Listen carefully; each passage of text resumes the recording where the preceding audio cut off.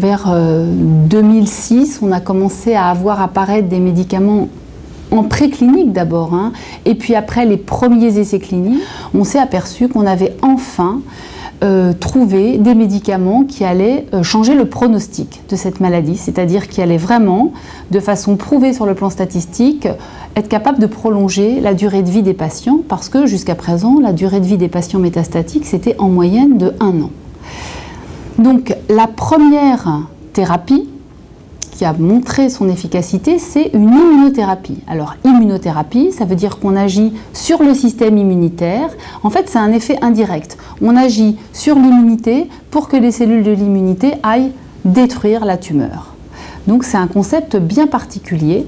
Et le premier médicament qui a montré son efficacité, c'est un anticorps qui va en fait agir en bloquant un frein normal du système immunitaire. Donc ce médicament qui stimule l'immunité en bloquant le frein, l'ipilimumab, il est efficace chez malheureusement pas énormément de patients, mais chez environ 10-15% de patients, il va avoir un effet très bénéfique et surtout un effet au long cours. C'est-à-dire qu'on voit des patients qui sont encore vivants après 2 ans, 3 ans, 4 ans, 5 ans. Maintenant, on a à peu près 5 ans de recul. Et surtout, ce qu'on voit, c'est que les patients qui survivent à 2 ans, en général, ils sont encore vivants à 5 ans. Toujours dans le domaine de l'immunothérapie, on a quelque chose qui paraît encore mieux aujourd'hui. Donc l'ipilimumab est sur le marché depuis maintenant un peu plus d'1 an. Et on a un autre médicament qui agit un petit peu avec le même mécanisme d'action, qui va aussi bloquer un frein.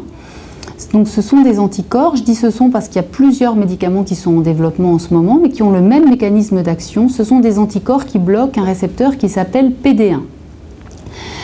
Bloquant PD1, on va avoir aussi une activation du système immunitaire, et là on a des réponses qui sont plus fréquentes. On est autour de 40% de patients qui répondent favorablement. Et alors on a moins de recul, mais on a quand même l'impression que les réponses sont prolongées. On a maintenant déjà des patients qui sont en réponse depuis 1 an et demi. Et en plus, ce qui est formidable, c'est qu'on a beaucoup moins d'effets secondaires.